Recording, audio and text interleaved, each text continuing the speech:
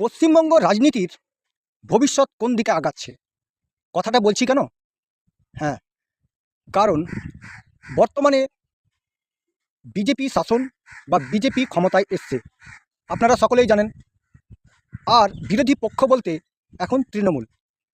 তো আপনারা জানেন যে তৃণমূল দলের যিনি নেত্রী ছিলেন তিনি হচ্ছেন মমতা ব্যানার্জি। আর তিনি দলটাকে পুরোপুরি পরিচালনা করতেন।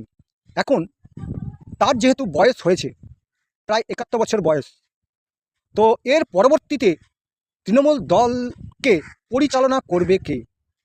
আসন্ন ভবিষ্যৎ কি তৃণমূলের?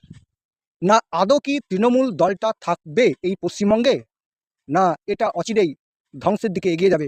সেটা আগামী ভবিষ্যৎ বলবে। কিন্তু আপনাদের মতামত কি, আপনারা বলবেন। আরও একটা বিষয় বলি, যে তৃণমূল দল এখন বিরোধী দল হিসাবে আছে।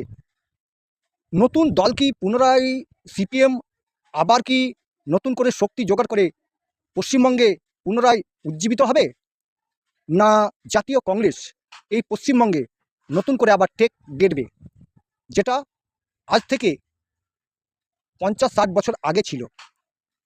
আপনাদের কি মতামত সেটা অবশ্যই আপনারা কমেন্টে জানাবেন। যে বর্তমান বিজেপি ক্ষমতায় আছে, আর পরবর্তীতে কে ক্ষমতায় আবার আসতে পারে, সেই মন্তব্যটা আপনারা অবশ্যই কমেন্টে লিখবেন। যে তৃণমূল আসবে, না সিপিএম আসবে, না কংগ্রেস আসবে? আপনাদের মূল্যবান বক্তব্য বা মতামত অবশ্যই আমার কমেন্টে লিখবেন। আর আমার এই ভিডিও যদি ভালো লেগে থাকে অবশ্যই লাইক কমেন্ট করবেন, ফলো দিবেন, আর সঙ্গে থাকবেন। ধন্যবাদ।